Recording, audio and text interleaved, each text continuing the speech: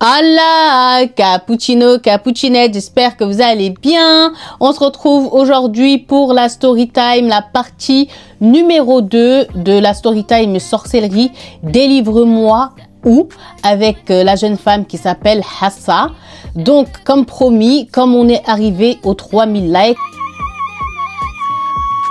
je vous donne la partie numéro 2 et la fin de cette story time. S'il vous plaît, vous voyez que vous êtes capable de liker.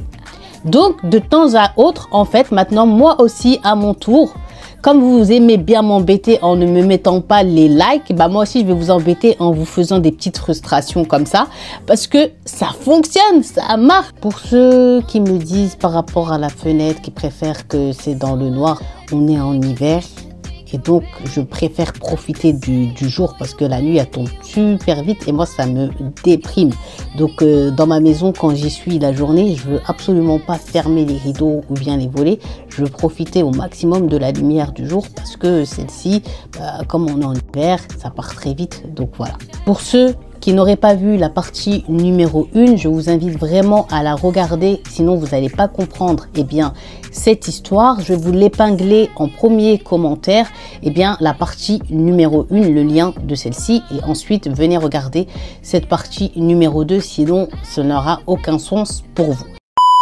Je vous avais laissé dans la première partie de cette vidéo avec Hassa qui était en train de se faire appeler par les forces occultes de son prénom, où ils étaient en train de lui dire où est-ce qu'elle cherchait à aller. Elle était dans tous ses états, la pauvre, la maison elle est vide, il n'y a personne, donc imaginez la peur dans laquelle elle était à cet instant-là, la pauvre.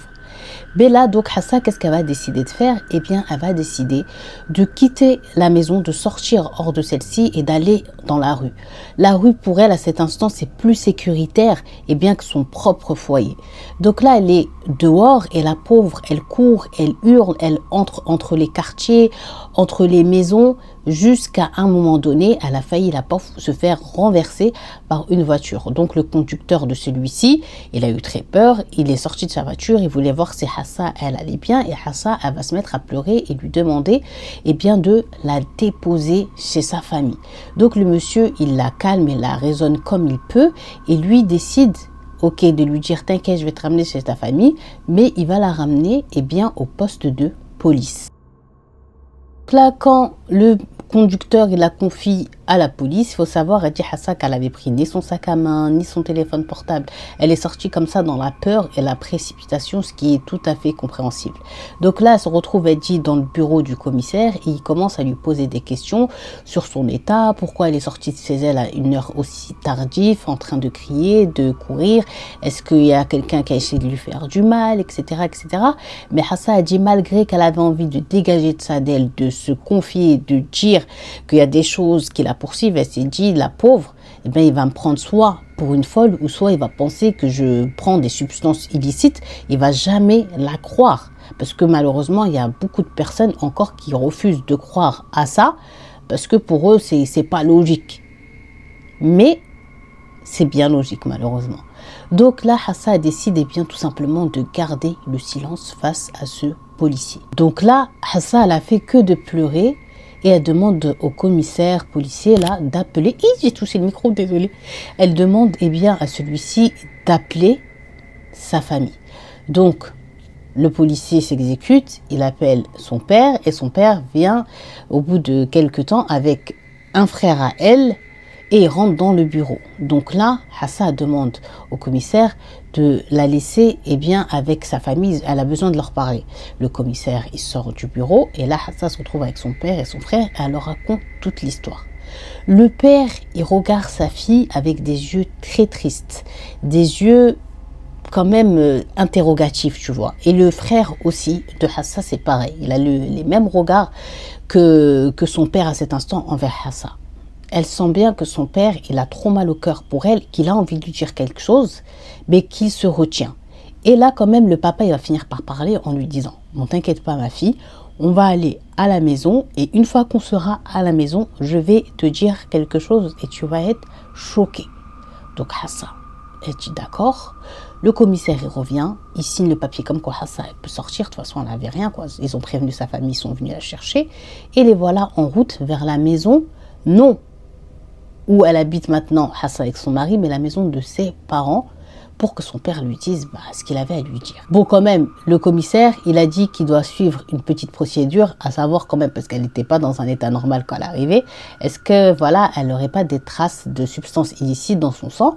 Donc quand même, avant qu'elle reparte, ils lui ont fait une prise de sang et les résultats, évidemment, n'ont rien donné.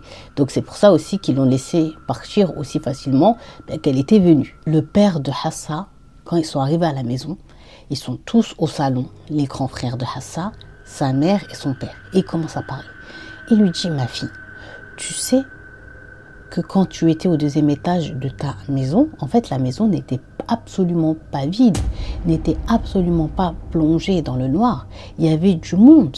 Quand tu es arrivé au deuxième étage, ta belle-mère et tes belles-sœurs nous ont dit que tu es sorti en courant. D'abord, avant de sortir, tu les as regardés, ils te disaient ça va, qu'est-ce qui t'arrive? Mais tu avais un regard vide, comme si tu ne les voyais pas et tu ne leur as pas répondu.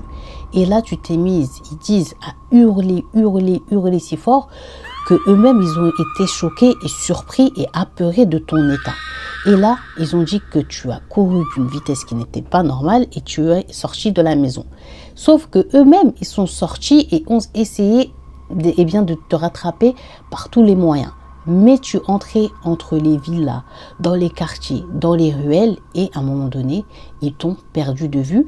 Et au même moment où le commissariat nous appelait, ça faisait à peine quelques minutes que eux-mêmes nous avaient appelé pour dire que tu avais fugué, que tu es sorti dans un état qui n'était pas normal et qu'ils étaient apeurés et que voilà, il fallait qu'ils nous préviennent pour que on les aide à la recherche de ta personne. Donc Hassa, elle était choquée parce qu'elle dit qu'elle est rentrée dans chaque chambre. Il n'y avait aucune lumière. Même quand elle essayait d'allumer, ça ne voulait pas s'allumer. Que la maison elle était silencieuse, qu'elle était plongée dans le noir et qu'elle a entendu que les voix qui l'appelaient, qui lui disaient tu vas où par son prénom et qui l'a touchée. Donc là, elle était trop choquée comme nous on l'est aussi.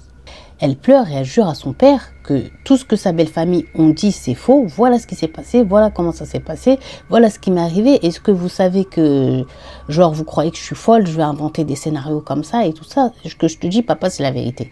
Donc elle dit qu'elle ressent bien quand même à ce moment-là que son père, il la regarde avec tristesse et il est entre. Est-ce que je dois la croire ou est-ce qu'elle est en train de me mentir ou la pauvre, est-ce qu'elle est en train de perdre la tête? Parce que le père, il est entre la version de la belle famille et entre la version de sa fille. Il ne sait plus laquelle, en fait, il doit croire, quoi, le pauvre. Jusqu'au moment où Hassa a dit, sa mère, elle s'est levée, elle s'est énervée, elle a dit à son mari, ramène-la chez un imam, wadda and sheikh. Donc là, Hassa, elle dit que quand sa mère, elle a dit qu'il faut la ramener chez un imam, elle a eu un ressenti bizarre de, j'ai pas envie d'y aller. Pourquoi je vais y aller? J'ai rien. J'ai pas à y aller. Mais elle a dit, elle a gardé ce ressenti-là qu'elle a eu bizarre sur l'instant pour elle.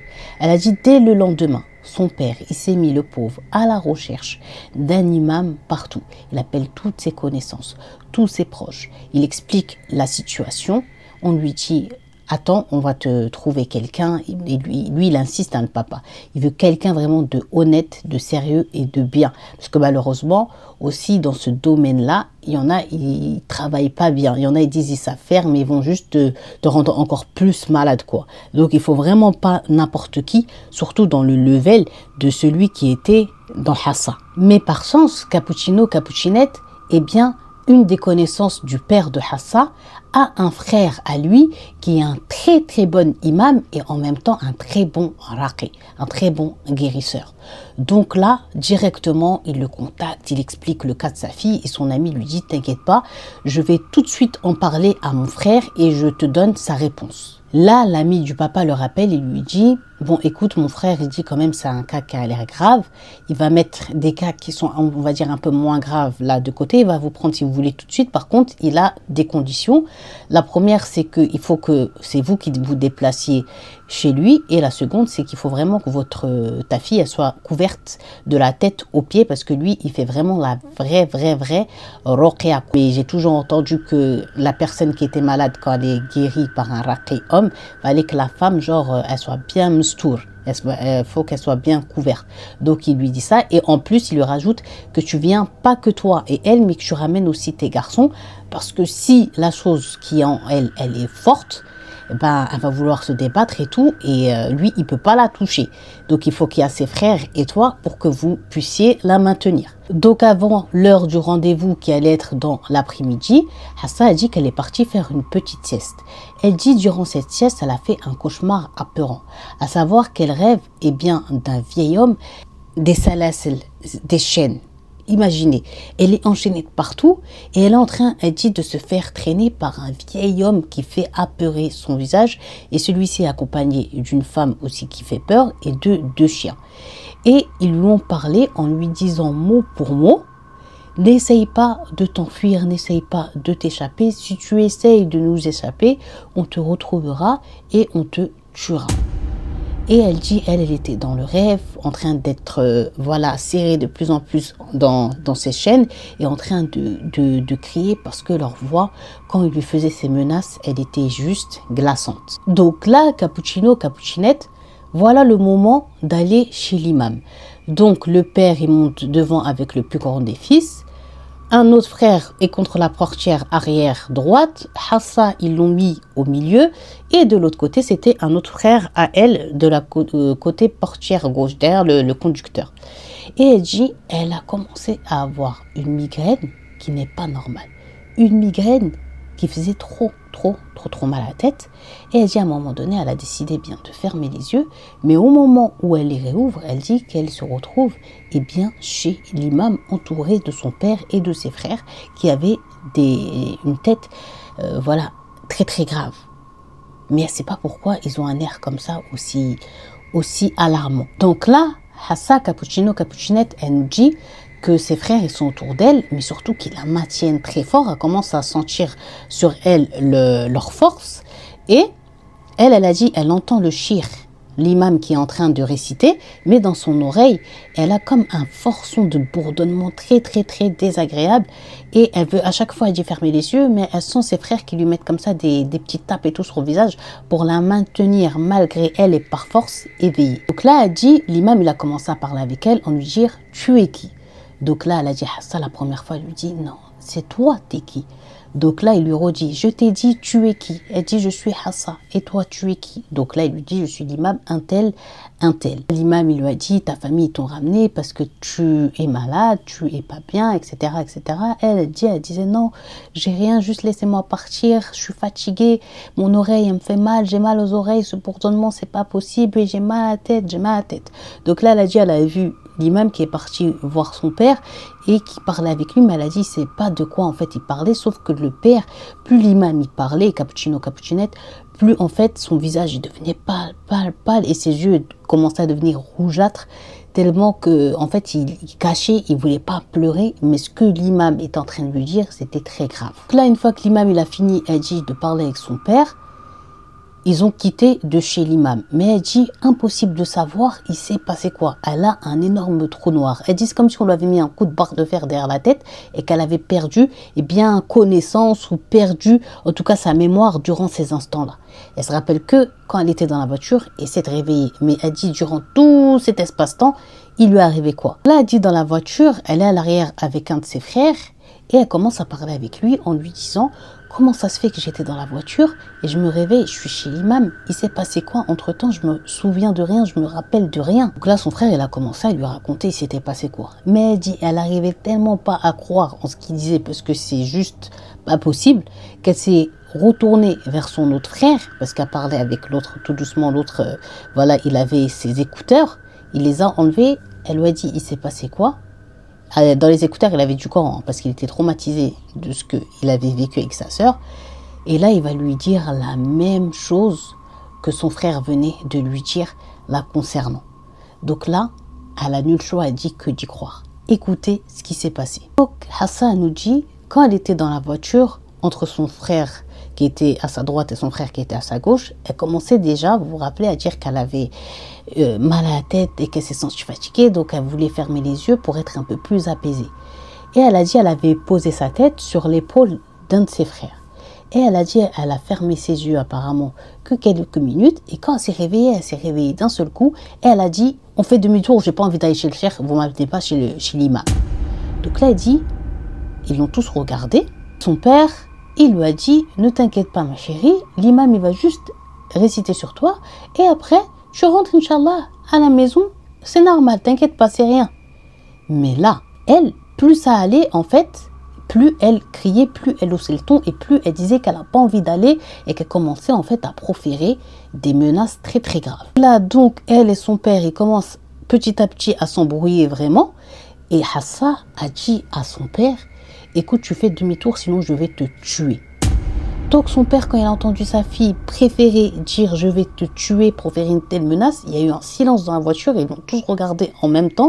Ils étaient choqués. C'est pas Hafsa là qui parle. C'est impossible que ce soit elle qui parle de cette manière. Là, elle dit, ils étaient tous choqués, surtout ses frères. Ils ont commencé, elle dit, à lui crier dessus en lui disant comment tu parles, mais tu te prends pour qui, que toi comme ça tu parles comme ça à papa et tout, t'es folle. Elle a dit, un de ses frères qui est un nerveux, il a eu un geste envers elle, genre il l'avait baffé. Et là, elle a dit, ils lui ont dit qu'elle lui a rendu la baffe. Mais là, elle avait une petite main toute féminine, toute mignonne, toute menue. La baffe, elle a résonné tellement fort dans la voiture qu'ils étaient choqués et que le frère qui a reçu cette baffe en retour, eh bien, de Hafsa, il a eu très mal à la tête, il a eu un vertige. Le frère en question, je vous ai dit, il est nerveux. Donc, c'est quelqu'un qui a l'habitude de se bagarrer physiquement, quoi. Il aime bien la tape, il aime bien la castagne.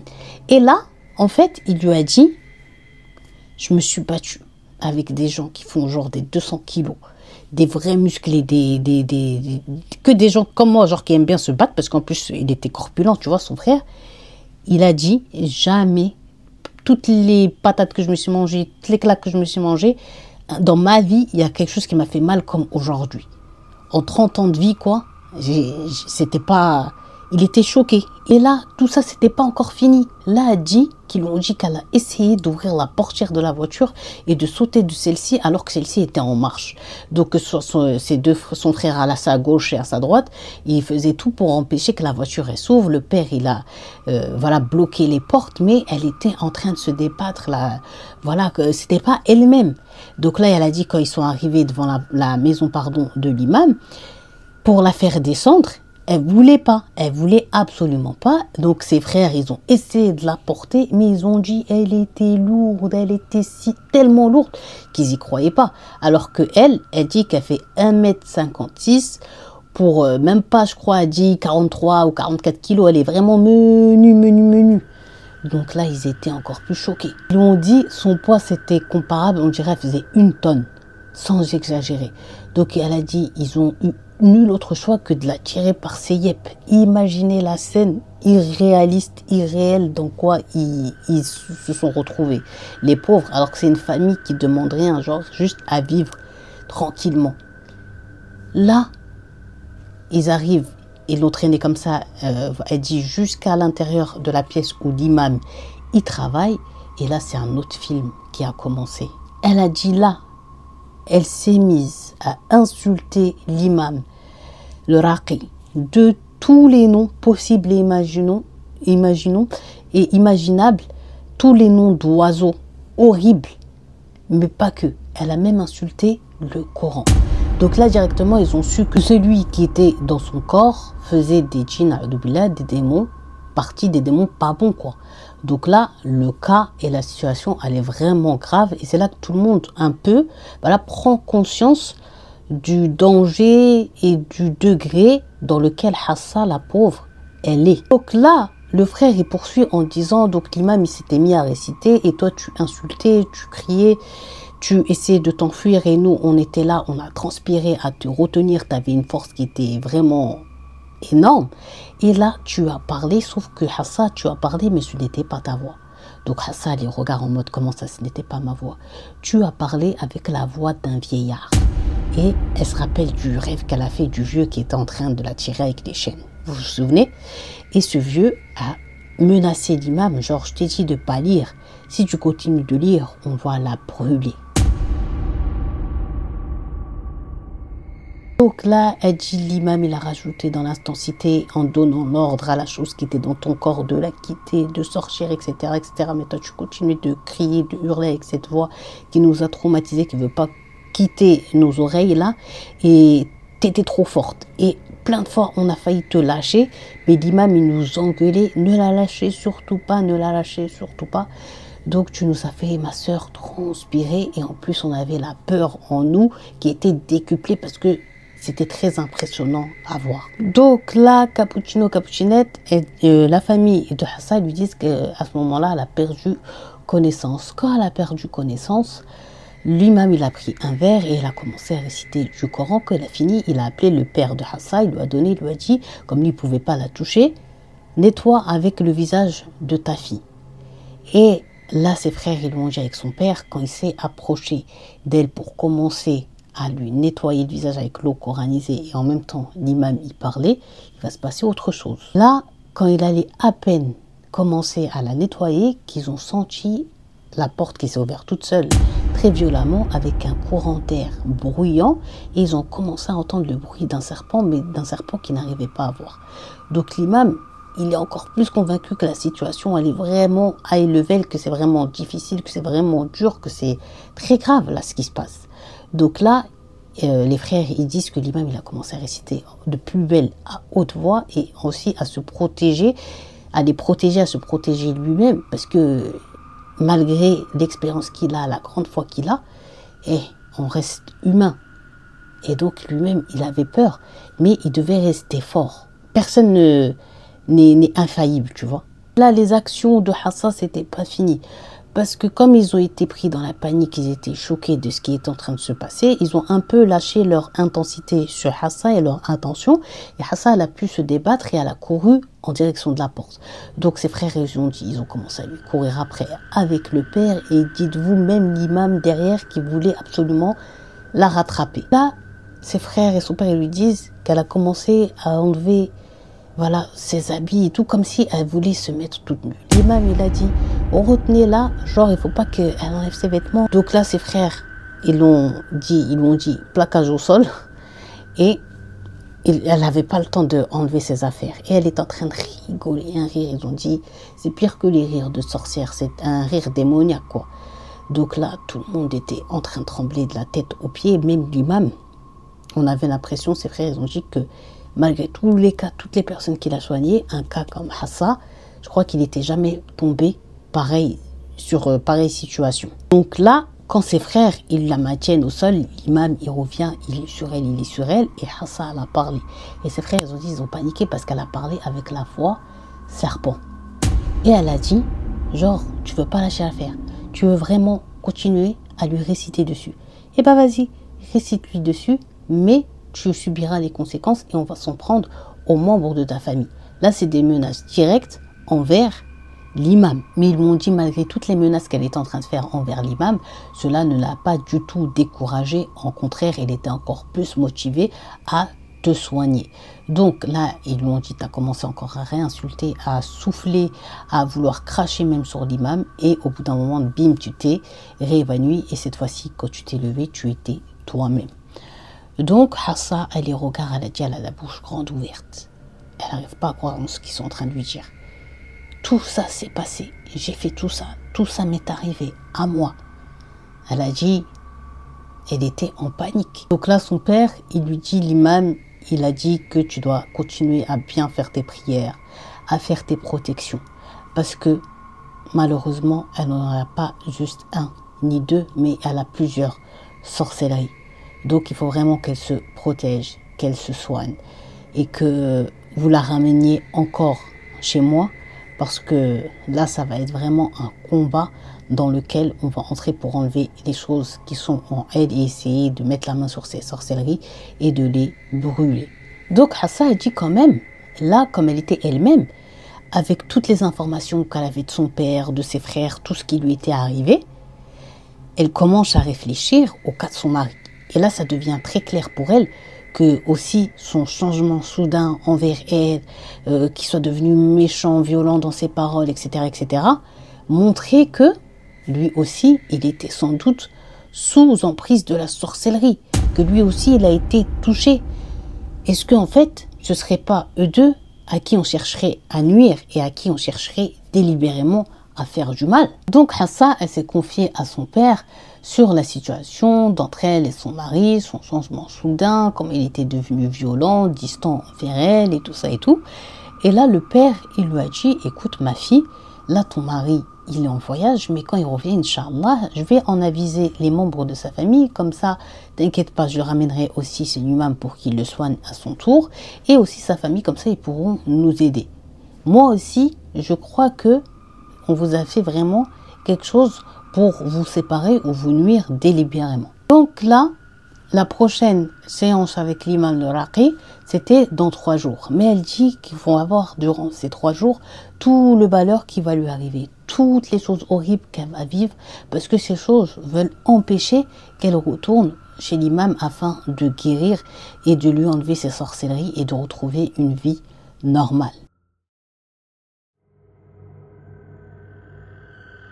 Donc elle a dit, malgré que l'imam, il est vraiment insisté pour qu'elle fait bien ses prières, pour qu'elle fasse ses protections, elle a dit malheureusement, ce qui était en elle, c'était trop fort et elle n'a pas réussi.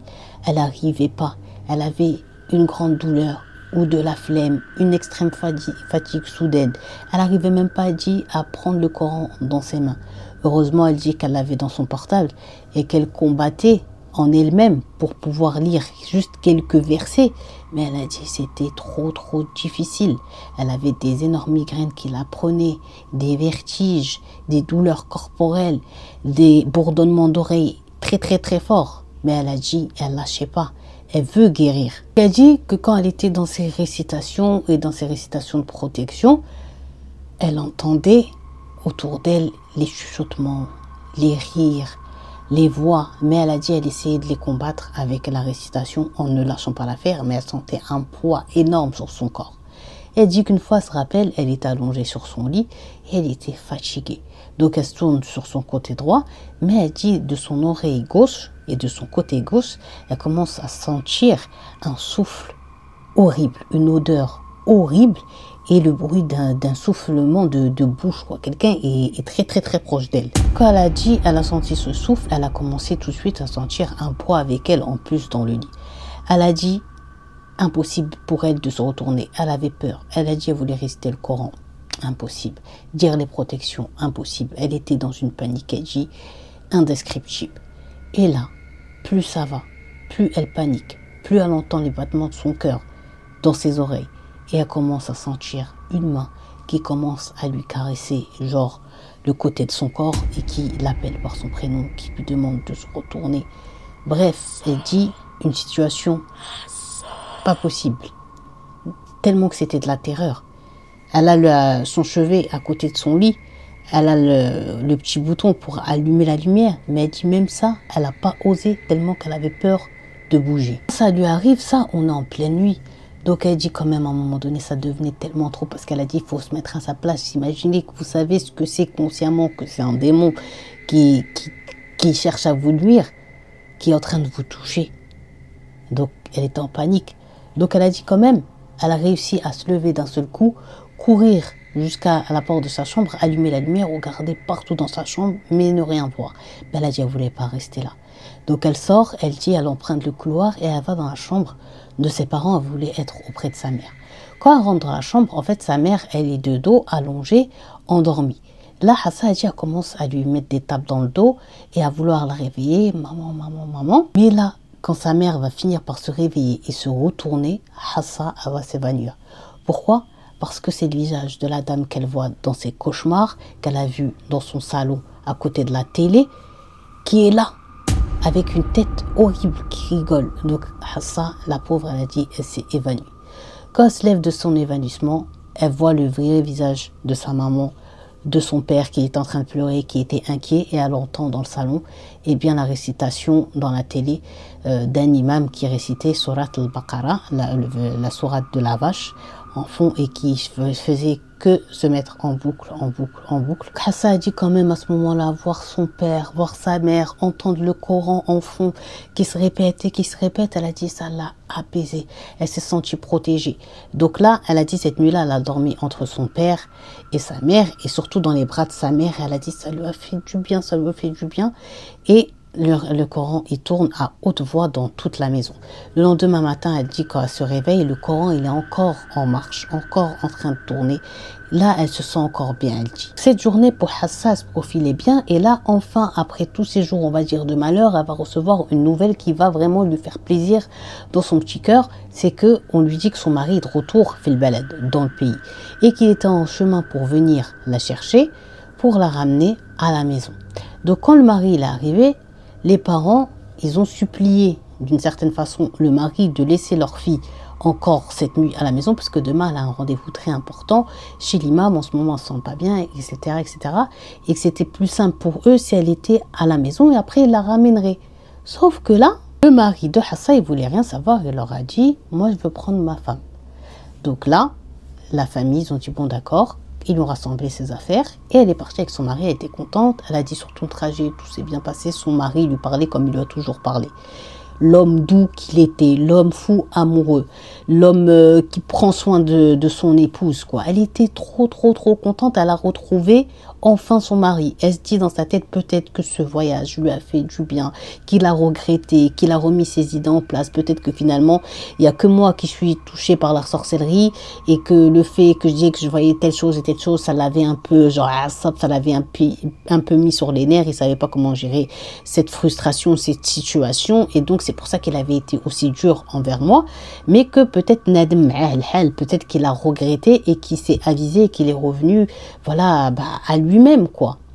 Elle a dû avoir des regrets. Donc, dans son cœur, Hafsa, elle est pleine de ML. ML, c'est espoir que, alhamdoulilah, tout va rentrer dans l'ordre. Une fois qu'elle aura son autre séance et que l'imam il aura enlevé les sorcelleries, sa vie, elle va recontinuer comme elle partait à la base, genre pleine d'amour, normal, fi aman, dans la sécurité. Et puis voilà. En plus de ça, avant d'arriver à la maison, il s'est arrêté, ils ont fait un dîner romantique. Donc encore plus, Hafsa, elle est convaincue soit qu'il y a qu'elle qui est touchée par cette sorcellerie, ou soit que la sorcellerie, au final, qu'ils ont fait, elle est en train de diminuer, de s'éteindre, jusqu'à Inch'Allah qu'elle va s'éteindre totalement, parce que c'était pas l'homme de ces derniers temps, de ces derniers jours qui était en face d'elle, mais l'homme dont elle est tombée, elle aussi à son tour amoureuse, et qui l'a toujours bien traitée, et qui était fou d'elle. Donc, même elle respire, quoi, d'un côté. Bon, là, ils finissent de dîner, direction leur appartement. Elle a dit, quand ils arrivent dans leur appart, il y a un truc qui la frappe directement. Eh bien, ça, c'est quoi? L'odeur. Et elle dit, il y avait une odeur pestilentielle, horrible, insupportable, même pas descriptible. Elle dit, pour que peut-être on ait une petite idée de ce qu'elle sentait, ça sentait le cadavre. Ça sentait le cadavre. Ça sentait comme s'il y avait un animal ou bien une personne morte depuis. L'odeur, elle était horrible. Hafsa a dit, premier geste, quand dans un endroit ça sent mauvais, elle va, elle ouvre les fenêtres, elle commence à dire à tapoter les coussins aussi et tout. Et son mari, il était toujours debout à côté de la porte, il bougeait pas et qu'il n'ait même pas des yeux. Et son visage, petit à petit, il a commencé à perdre de sa bonne humeur et il commençait à reprendre le visage de ces derniers temps, mais en plus pire, qui était en train de la suivre du regard avec un regard juste de haine. Mais tout de suite, là encore, Hafsa, elle n'a pas capté ça. Donc elle dit, elle continue, elle rigole avec lui, elle parle avec lui, genre, dit, tu m'as même pas raconté comment ça s'est passé ton petit congé, qu'est-ce que tu as fait, etc. Bref, elle essaye de truquer une discussion parce que tout s'est bien passé jusqu'à là. Pourquoi là, il change? Pourquoi il devient changeant? Et dites-vous, il ne lui répond même pas, il fait que de la suivre du regard. Mais il a la rage. Mais là encore, elle n'a même pas capté, la pauvre. Là, Hafsa, au bout d'un moment quand même, quand elle voit qu'il ne répond pas et tout, elle va se tourner vers lui et voir comment il l'a regardé. Les regards que je vous ai décrits. Elle va dire, mais vas-y, rentre et ferme la porte de l'appartement, c'est bon, détends-toi. On a dit qu'on pliait la page et tout ça, nanana. Donc là, son mari rentre, il ferme la porte. Et là, il va lui parler, mais avec une voix qui n'est pas la sienne. Et qui va lui dire, qui t'a donné la permission de quitter l'appartement? Qui t'a donné la permission de quitter la maison? Hafsa, elle est choquée. Donc Hafsa, la pauvre, c'est tout naturellement qu'elle répond à son mari, bah, c'est à cause des choses que j'ai vécues ici et que j'ai vues. Et après, ils m'ont ramené, tu vois, ma famille chez l'imam. Ça m'a fait du bien, mais il a dit que tout ce que j'ai vécu et tout ce que peut-être on a vécu ensemble, tout ça, c'est dû à de la sorcellerie. Et là, Hassan nous dit, là, elle est en train de lui expliquer qu'elle ne sait pas comment, elle ne sait pas surtout pourquoi. Il a foncé sur elle, dites-vous, et il s'est mis à la frapper. À la frapper, à lui mettre des coups, mais elle a dit, même ton pire ennemi, en qui tu as une haine énorme, tu ne vas pas le taper comme ça, tu vas avoir pitié même. Mais il lui donnait des coups, et elle a dit, quand elle a fini, elle a dit, elle ne pouvait plus bouger, la pauvre. Elle pleure, elle suppliait, elle a essayé de se débattre, mais elle a dit qu'il était trop fort, alors que son mari aussi, il est menu. Et là, elle a dit, de manière normale pour lui, alors qu'elle était en sang, la pauvre, sur le sol, à pleurer avec des douleurs horribles. Elle voit son mari qui l'enjambe et qui va dans la chambre à coucher, normal, comme si de rien n'était, et qui la laisse dans le salon, au milieu, sur le sol, et qu'il l'aide même pas. Mais Hassa, elle dit, à ce moment-là, elle dit juste Hasbi Allah wa ni'mal wakil, parce qu'elle sait que c'est pas son mari. Elle sait que c'est pas de sa volonté. Donc elle pleure, elle pleure. Dites-vous qu'elle essaye maintes et maintes fois, elle dit de se redresser, de se lever du sol, mais impossible, la pauvre. Elle dit à force d'efforts, elle va finir par se lever. Elle part dans la salle de bain, la pauvre, elle dit, elle regarde son corps, il est plein de griffures, plein de bleu, plein d'hématomes. Elle dit ce qui était bizarre, c'est que elle voyait son mari qui était en train de la frapper, mais elle voyait genre 2 pupilles. C'était pas lui. C'était pas lui, c'était la chose qui était mesquine, le pauvre, en lui. Et elle a dit, le pire, c'est pas ça, c'est que quand il était en train de lui mettre des coups, elle sentait qu'il y avait plusieurs avec lui qui lui mettaient des coups. Elle a pensé, elle a dit aller à l'hôpital parce qu'elle se sentait mal, elle voulait être soignée. Mais elle avait peur, parce que rappelez-vous, dans la première partie, qu'est-ce que je vous ai dit, quand elle est partie à l'hôpital et que le médecin il avait vu les coups, il pensait que c'était une femme battue et elle a eu peur d'y aller parce qu'elle s'est dit qu'ils vont arrêter son mari, c'est sûr. Surtout que cette fois-ci, là, les coups, c'était plus pire que la première fois. Et là, Hassa, elle se rappelle aussi, vous vous rappelez quand elle s'est évanouie, quand elle a vu dans la première partie la petite dans l'armoire, et qu'elle s'est évanouie, et que le matin, en fait, quand elle s'est évanouie devant l'armoire, mais que le matin, quand elle s'est levée, elle était sur le lit, et qu'elle a trouvé les bleus, qu'elle est partie à l'hôpital et tout. J'espère que vous vous en souvenez. Et bien là, directement, elle comprend que c'était son mari qui avait dû rentrer dans la chambre, qu'il avait porté sur le lit, mais qui lui avait aussi mis des coups. En tout cas, la chose qui était dans son corps. Donc là, le lendemain matin, elle était encore malade, elle n'a pas dormi de la nuit, elle a fait que de pleurer, elle a mal. Elle sait que si elle va à l'hôpital, ils vont pas du tout vouloir croire en la sorcellerie, que c'est pas son mari. Donc elle a dit qu'elle voulait pas qu'il lui arrive quelque chose. Donc elle a résisté, elle a dit comme ça, mais là son téléphone il va se mettre à sonner, elle voit que c'est tous les membres de sa famille à elle, sa mère, son père, ses frères qui essayent de la joindre, parce que ce jour-là, normalement, elle doit aller où?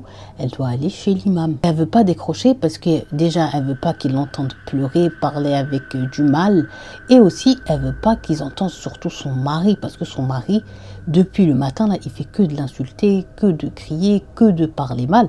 Donc elle a dit, elle veut éviter que ça parte trop loin, qu'il y ait une bagarre des familles. Là. Mais elle dit, Hassa, au bout même pas d'une demi-heure, la porte de son appartement, elle frappe.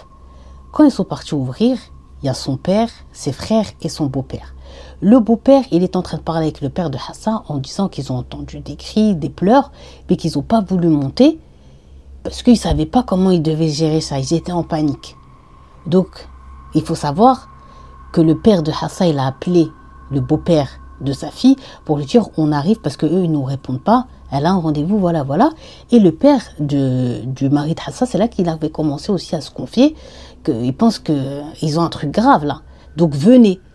Mais sauf que là, quand le mari de Hassa il va les voir tous devant sa maison, devant la porte de son appartement, il va être vraiment encore plus en colère. Et là, Hassa a dit scène surréaliste qui se passe, c'est que son mari commence à taper ses frères, son père et son propre père à lui, il les frappe tous. Ils sont choqués, ça crie de partout. La belle-mère, les belles-sœurs, elles sont montées, les beaux-frères, ils essayent de retenir leurs frères, de séparer, mais ils ont dit qu'il avait une force horrible. Hassa, elle a dit, elle voit ça, elle est choquée. Elle s'est jetée sur lui parce qu'elle a dit qu'il voulait encore attaquer son père, parce que comme c'est lui qui insistait pour l'imam, mais elle a dit, elle aussi, comme elle avait de la force à ce moment-là, elle s'est pas laissée faire. Elle a protégé son père et ses frères, mais au bout d'un moment, alhamdoulilah, ils vont réussir eux aussi à leur tour à le maintenir. Toute la bagarre, là, Cappuccino-Cappuccinette, elle se passe à l'intérieur de l'appartement de Hassa. Donc, quand ils ont réussi en fait à attacher son mari et aussi à elle la maîtriser, ils refusaient, ils étaient trop lourds de quitter l'appartement. Donc, ils ont pris le téléphone, ils ont appelé l'imam, ils lui ont expliqué la situation, il s'est passé ça, il s'est passé ça, il s'est passé ça. Il a dit l'imam, ok, dans 1 heure, j'arrive. L'imam, il arrive au bout d'1 heure, il monte au 3e étage de la villa, à l'appartement de Hassa et de son mari. À peine il rentre, elle dit Hassa, elle a mis ses 2 mains sur la tête, elle a commencé à crier. Et son mari, ce qui va choquer tout le monde, c'est que lui aussi a commencé à crier. Alors que dites-vous, l'imam, il n'a même pas commencé à réciter ou à dire quelque chose. À part Assalamu alaikum. Là, Hassa a dit ce qui était reparti de plus belle, pourquoi elle avait mis ses 2 mains sur sa tête et qu'elle commençait à crier, c'est les bourdonnements horribles, les tintements, comme si un bruit assourdissant, quoi, qui commençait à la prendre et qui faisait très très mal à la tête. Donc elle a dit, là l'imam il a commencé à réciter et plus il avançait dans sa récitation, plus elle dit, elle commençait à se ressentir mal, à avoir chaud, à avoir mal, à vouloir se débattre, à vouloir s'enfuir, à lui dire de fermer sa bouche. C'était grave. Donc là, elle, qui la retient, c'est ses frères. Et l'imam, avec le père et les frères de son mari, ils essayent de le retenir. L'imam, il a la main posé sur la tête du mari de Hassa, mais il a réussi à se débattre et la cour, elle a dit, il se jetait, le pauvre, sur les murs, il cognait sa tête partout, il pouvait truquer sa tête, il disait j'ai mal, arrête, j'ai mal aux oreilles et tout. C'était la même chose que Hassa disait. Donc l'imam, à chaque fois avec ses frères de son mari et son père, il l'assoit et il récite, et là les pauvres, ça fait trop mal au cœur. Imaginez dans quoi ils étaient. Elle dit Hassa, là, leur appartement, il a commencé à faire l'odeur qu'il y avait la veille en ploupi, horrible et tout. L'imam, il a ramené avec lui des gros bidons d'eau coranisée et ils sont à côté de lui, ils continuent de réciter. Elle a dit Hassa a commencé, son corps à durcir et tout, à être vraiment pas bien. Hasbi Allah ni'mal wakil. Franchement, toutes les personnes qui font de la sorcellerie, Wallah, sachez une chose, on ne vous pardonnera pas, même devant Dieu. Hein. Sachez, vous allez bien goûter, vous allez bien punir. Parce que là, vous pensez vraiment que vous êtes en train de gagner, que, ouais, peut-être on est dans le mal terrestre, mais, Inch'Allah, tout se soigne. Mais vous, le mal dans lequel vous serez, en enfer, pour l'éternité, on verra bien qui ira le dernier.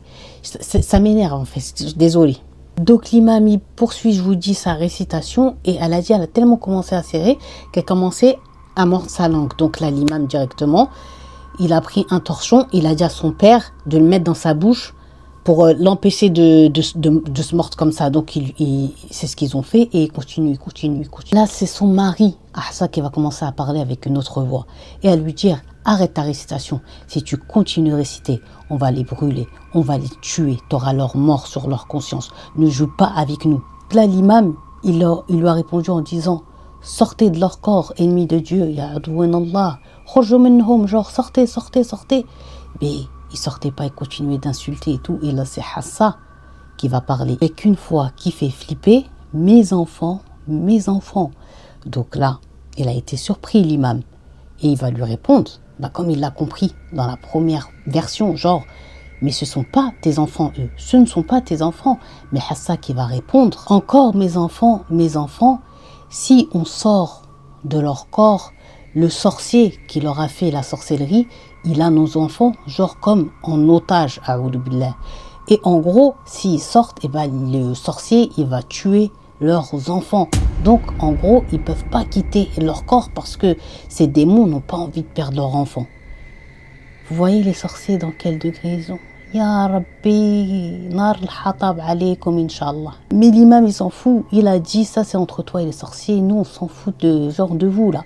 Et il continue de réciter, ça crie, ça fait peur, les portes claquent, l'odeur augmente, les lumières crépitent, vraiment c'est Conjuring fois 15 milliards. Et la Hassa, tout comme son mari, à son tour, va finir par s'évanouir.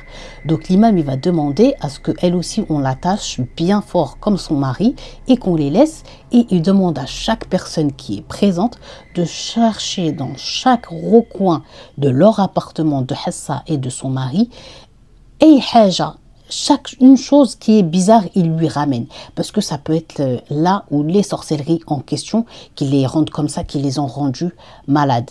Et haja bizarre, n'importe quelle chose bizarre, vous me la ramenez.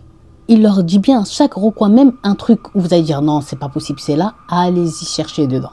Donc là, ils vont tous se mettre à chercher chaque recoin. Ils ont retourné les canapés, ouvert les housses des canapés, des oreillers, soulevé les tapis, chaque recoin, vidé les meubles, ils ont rien trouvé, retourné le lit, le matelas et tout. Bref, un truc de malade. Mais le père, plus en fait lui il cherche et il s'approche doucement en fait du hammam, de la salle de bain, et plus en fait l'odeur qui chante là, qui envahit leur appartement là, elle est vraiment trop présente de ce côté là quoi. Et il y avait encore personne qui était parti chercher du côté de la salle de bain. Donc dans un premier temps, son père, cette odeur, ça peut être que les canalisations, ça peut être que ça. Donc, il va décider d'aller voir c'est quoi cette odeur, ou mettre un bouchon sur, vous savez, des trous de, comment on appelle ça, du lavabo et tout, fermer peut-être pour que l'odeur, comme c'est les canalisations, ça sort plus comme ça. Et voilà. Mais là, il était pas prêt. Donc là, le père est dans la salle de bain, il cherche et tout, il renifle dans le trou du truc, il voit que ça sort pas de là-bas. Ni de l'évier, ni de la douche. Ah, et là, il s'approche et c'est vers les hachakoum, les toilettes. Donc là, plus il s'approche, plus ça sent fort. Et il regarde derrière le truc de cuvette et tout, il n'y a rien. Et là, il va avoir l'idée de soulever quoi? Vous savez le truc de la charge d'eau là, carré là. Il va soulever ça. Quand il soulève ça pour regarder, il va lâcher, il va crier. Il est choqué.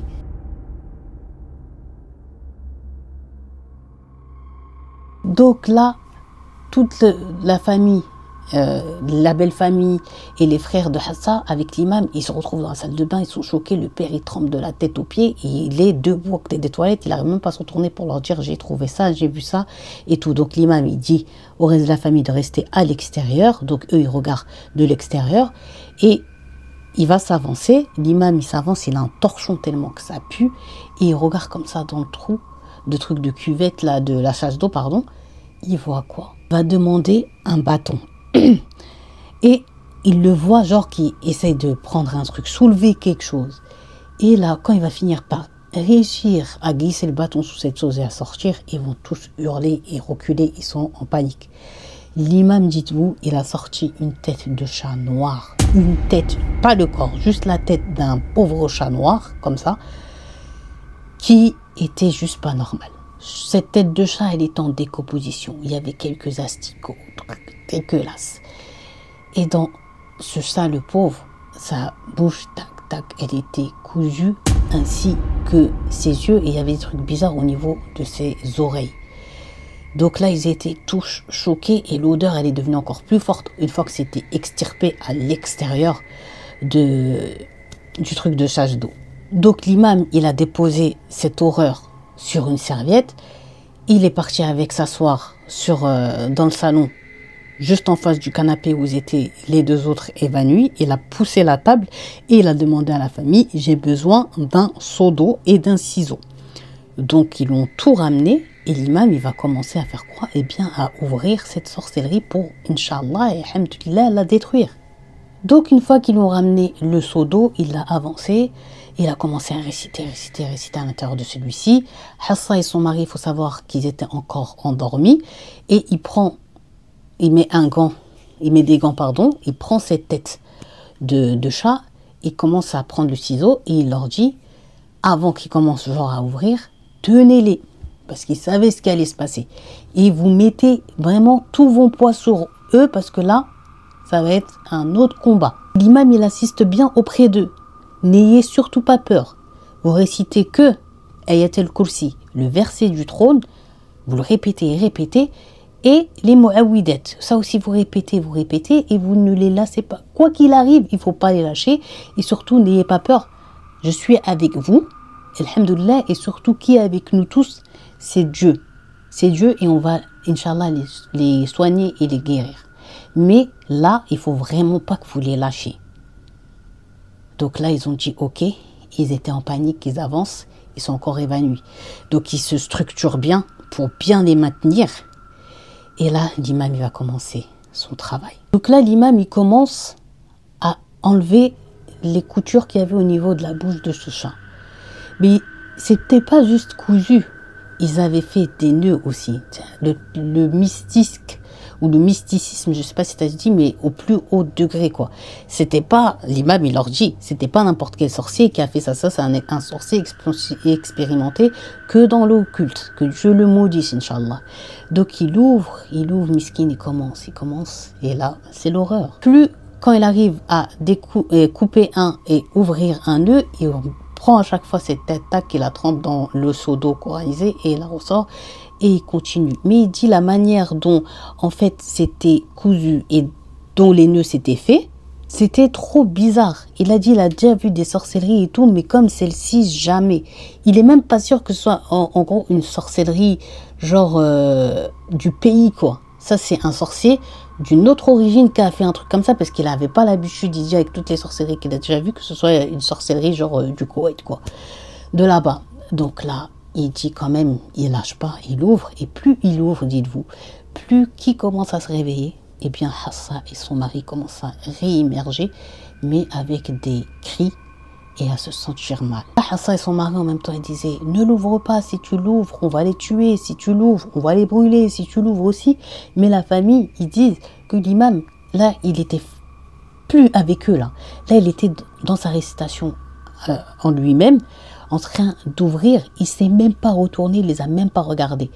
Parce que il était déjà choqué, mais surtout il était déterminé à aujourd'hui cette histoire va se finir. Père de Hafsa, à ce moment-là, quand il voit son beau-fils et sa fille dans cet état et tout en train de crier, parce que là il parlait moins en termes de menaces, mais il faisait plus des cris, c'était des cris de douleur. Le père, il a pleuré parce qu'il avait trop mal au cœur pour eux. Il a dit leur cri, c'était comparable à comme si quelqu'un, imaginez-vous, est en train de vous enlever et arracher votre peau comme ça, sans anesthésie, sans rien. Il est en train de vous enlever la peau comme ça, tellement c'était des cris de douleur. Mais là, Cappuccinette, retenez bien Hafsa, ce qu'elle va dire, enfin, la femme qui était dans son corps, qui l'a possédée. La la démon. Elle dit à l'imam, si tu l'ouvres, je reviendrai, même si je quitte son corps là, je reviendrai et je la brûlerai. Je reviendrai et je la brûlerai. Je la brûlerai. Ce sera ma vengeance. Car en gros, je perdrai mes enfants et je me vengerai. Mais là encore, l'imam ne va pas lui prêter attention. Donc là, alhamdoulilah, l'imam, finalement, il a réussi et il est parvenu à ouvrir la bouche de ce chat. Donc il a écarté, l'odeur était encore plus horrible et il y avait 2 bouts de papier enroulés comme ça, comme en forme de papyrus, des mini papyrus. Donc il prend ces papiers et regardez la dinguerie. Donc ces mini papyrus comme ça enroulés, ils étaient entourés de cheveux, mais de cheveux pas normaux. C'était pas normal ces cheveux là, comment ils étaient. Donc il a ouvert un, il a dit la première feuille c'était une feuille blanche, juste avec des écrits classiques de sorcellerie, très très bizarre. Dessus il y avait écrit le prénom de Hafsa avec celui de sa mère et le prénom de son mari avec celui de sa mère à lui. Et en gros, il y avait écrit cette sorcellerie est faite pour que ce couple se sépare. Vous voyez la méchanceté des gens. Et là j'espère que vous êtes bien assis, car le deuxième bout de papier que le sorcier va ouvrir, c'est quoi? C'est la photo que la tante elle a prise le jour du mariage quand elle les a accompagnés dans l'appartement. Là, ils sont choqués avec des dessins dessus, des choses bizarres, mais surtout au niveau du ventre de Hafsa sur cette photo. Bon, il y a les écritures Junonistika et tout qui sont écrits, mais au niveau de son ventre, le sorcier, il avait fait des trucs très très graves. Et vous vous rappelez quand il se plaignait de douleur en ventre, qu'elle n'était pas bien, tout ça c'était dû à la sorcellerie. Donc tout le monde était choqué.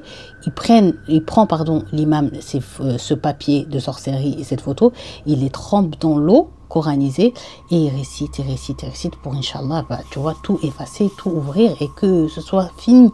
Dites-vous que l'eau qui était super claire avec toutes les saletés de ces connards de personnes, je suis désolée de ce mot-là, tout ces trucs-là de sorcellerie, toute l'eau elle est devenue noire, noire bizarre, noir puant. C'était très très grave. Donc là, les cris dans la maison, vous ne pouvez pas les supporter si vous n'avez pas le cœur bien accroché. Donc là, avec la récitation de l'imam, encore une fois, ils se sont évanouis. Et Hassa se réveillait très vite cette fois-ci de son évanouissement. Pourquoi? Parce que elle veut vomir. Donc là, on lui ramène vite une bassine et l'imam il dit vas-y, sors ce que tu as à sortir. Elle vomit, elle vomit, elle vomit. Déjà, vomit, c'est de la couleur noire. Il y a des cheveux. Il y a des choses étranges, comme des bouts de papier. Bref, c'est très grave ce qu'elle est en train, alhamdoulilah, de sortir de son corps. Donc, heureusement qu'elle l'a vomi. Mais imaginez. Et une fois qu'elle a fini de vomir, hachakoum, elle s'est réévanouie. Et l'imam, il a dit aux familles, alhamdoulilah, la sorcellerie, elle s'est ouverte. Il était en nage, le pauvre. Il était en nage. Il était trempé comme s'il était sous la douche. Tellement qu'il s'est battu. C'est vraiment, ça me fout les nerfs et ça fait la chair de poule, vraiment. Mais l'imam, il leur dit, Hassa avait 2 sorcelleries en elle. La première, elle l'a bu. Vous savez où elle l'a bu? Dans le jus d'orange qu'ils vont donner le jour où elle est arrivée dans le campement. Et l'autre sorcellerie qu'avait votre fille, c'est la sorcellerie de cette photo. Mais vous allez voir qu'il y en a une autre. Et si vous vous rappelez de la première partie, vous savez de laquelle il s'agit. Donc au bout d'un moment, alhamdoulilah, Hassa et son mari se réveillent et ils sont complètement normaux, c'est eux-mêmes, il n'y a plus de choses à l'intérieur de leur corps, mais les pauvres, ils sont dans une fatigue extrême. Et surtout, ils ne se souviennent pas, désolé, de ce qu'ils ont vécu. Ils ne se souviennent de rien, c'est l'imam et leur famille qui leur racontent. Donc là, l'imam, il lui dit, t'avais ma fille cette sorcellerie-là, donc le premier papier avec les écritures de leur mère à chacun d'eux, et l'autre, elle était faite sur cette photo. Et là, Hassa a regardé son père, elle a regardé ses frères, toute sa famille, et elle a pleuré, et elle et son mari, ils se sont regardés de manière très très très choquée. Pourquoi? Attendez, je vais boire. Parce que les pauvres, ils se sont rappelés que cette photo, elle a été prise par la tante. Donc là, Hassa va pleurer et elle va dire à son père, genre, papa, cette photo, c'est ma tante Intel qui nous l'a prise le jour de notre mariage, quand la photographe et tout, elle est venue, on est venu finir la fin du film et prendre quelques clichés. Ma tante, elle était là, elle nous a demandé. Et le mari donc de Hassa, il a confirmé, le père, il était choqué, et les frères aussi de Hassa, ils étaient tous abasourdis. Et elle leur a parlé donc aussi en même temps du bouchour, de l'encens. Donc elle s'est levée, elle est partie avec l'imam et tout, leur montrer où elle l'avait mise, parce qu'ils ne l'avaient pas trouvée eux quand ils ont cherché, parce que comme elle lui avait dit, fais attention à ce que ton mari ne tombe pas dessus, et tout ça, elle l'avait caché dans une cachette, voilà, que seule elle savait c'était où. Et l'imam, quand il a vu, il a ouvert, il a truqué, il a senti, il a dit non, ça c'est de la sorcellerie, alors ça aussi, il l'a ouvert, et dites-vous donc que Hassa, par sa tante, elle a été ensorcelée par 3 fois, dans la boisson, dans la photo et par l'encens. Et l'encens, c'est ça qui a fait que les choses horribles qu'elle voyait, la petite fille, la dame qui faisait peur, le monsieur et tout ça, elle les a installés. Elle l'a auto-sahar, la connasse. Donc là, à partir de là, quand la mère de Hassa, donc, qui est la grande sœur de la tante, la maléfique, elle a coupé les ponts, ils ont tous coupé les ponts, que ce soit avec elle et même la cousine. Plus de nouvelles, ils se côtoient plus. La mère, elle a incendié sa petite sœur. Elle lui a dit, tu refais, va refaire maintenant. Va refaire, on a toutes les preuves que c'est toi, si tu veux refaire. Là, je vais t'enterrer moi-même. Elle a menacé comme ça la mère de Hassa. Tu voulais enterrer ma fille, la mettre 6 pieds sous terre. Bah avant qu'elle aille 6 pieds sous terre, je vais te mettre toi 6 pieds sous terre avant. Donc, ils n'ont plus eu de nouvelles de la tante. La tante, elle s'est barrée, elle a quitté le Koweït. Ils savent pas si elle est partie habiter au Bahreïn, à Oman. Bref, ils n'ont plus de nouvelles et ça va très bien. Donc après, Hassa et son mari, ils ont mis quelques temps avant de se soigner totalement. Mais alhamdoulilah, ils y sont parvenus, ils sont restés en contact avec l'imam et leur vie, elle a repris normalement. au bout de 2 ans de cette terrible histoire qui leur est arrivée, voilà Hassa, alhamdoulilah, grâce à Dieu, qui tombe enceinte et qui tombe enceinte de petites jumelles. Donc là, leur vie, alhamdoulilah, repartait pour être bien, pour être plus belle. Mais là, écoutez la dernière dinguerie de cette histoire horrible.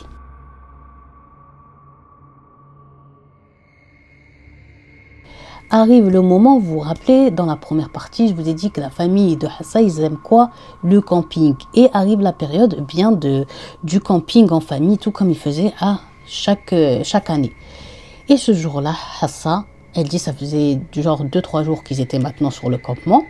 Elle rentre à côté dans la tente où c'était, on va dire, la tente aménagée cuisine. Et sa mère, elle était en train de faire à manger. Et il y avait une petite bouteille de gaz sur laquelle la mère, elle avait mis une poêle où il y avait de la friture, où elle était en train de faire frire dedans du poulet. Et là, regardez ce qui va se passer. Ça, elle va donc, pour aider sa mère, elle rentre. Sa mère, quand elle la voit, lui fait un grand sourire. « Ah, t'es venue m'aider ?» Hassa a dit oui. Elle marche et elle sent la pauvre 2 mains qui l'ont poussée et elle a perdu l'équilibre. Et j'arrive même pas à le dire. Là, je vais avoir des larmes. Hassa, sa tête, la première, elle a tombé, elle a basculé, bam, sur la poêle et tout a giclé sur son visage. Sa tête, elle est tombée dans l'huile. Sa mère, elle a hurlé. Hassa, pareil. Hassa, elle a senti les 2 mains hors normes qui l'ont poussée. La mère, elle a vu que sa fille a marché normalement, qu'elle a été poussée. Mais par quoi?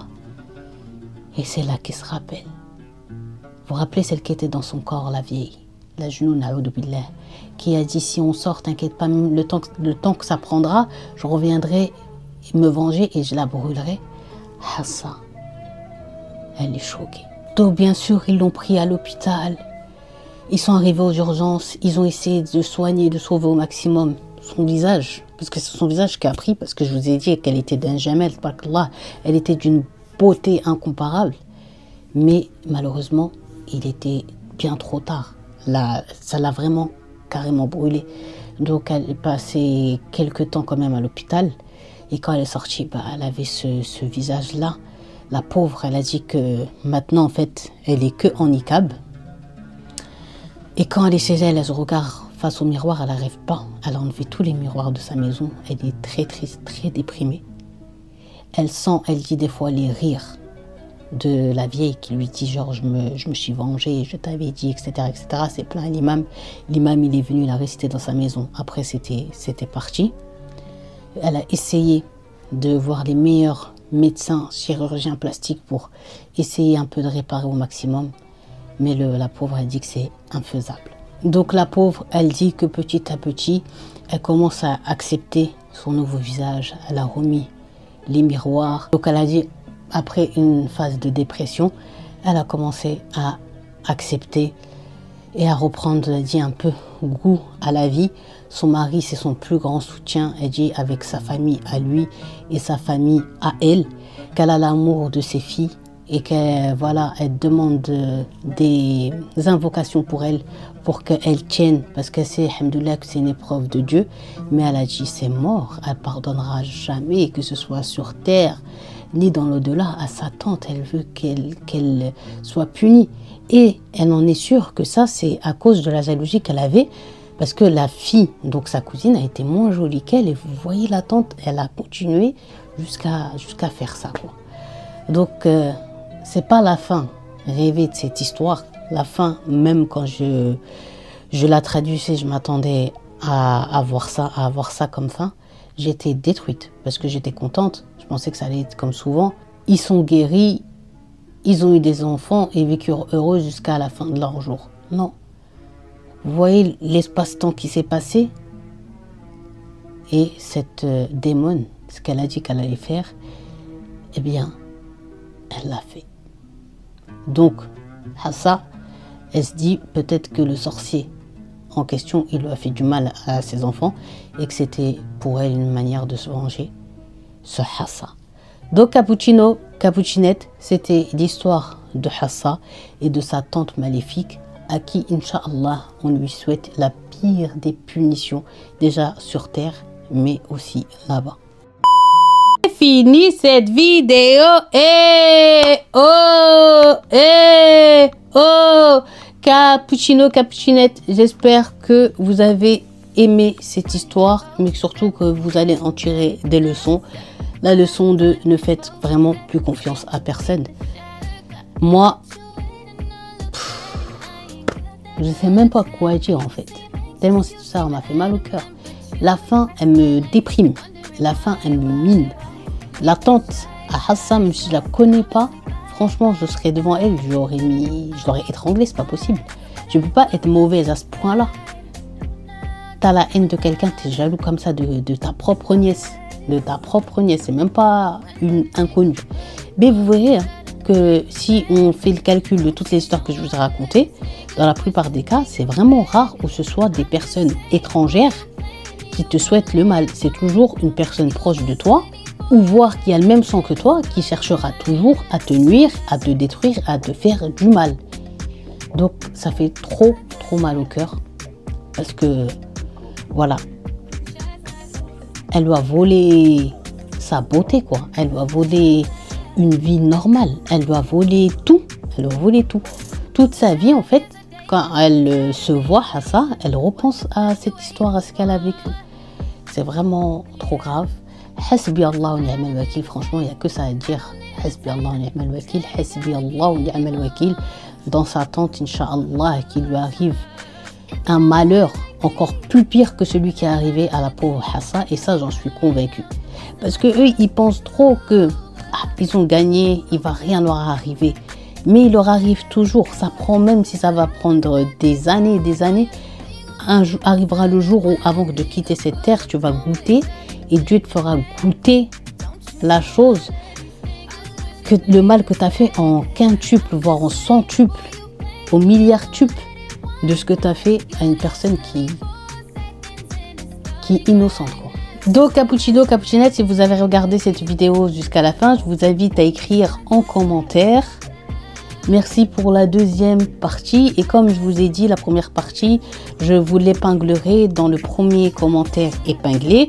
N'oubliez pas, s'il vous plaît, de liker, de vous abonner.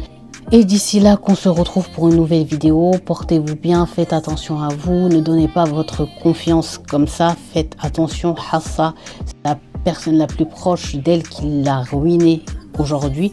Donc voilà, je vous fais de gros bisous et je vous dis à très vite, Inch'Allah. Ciao!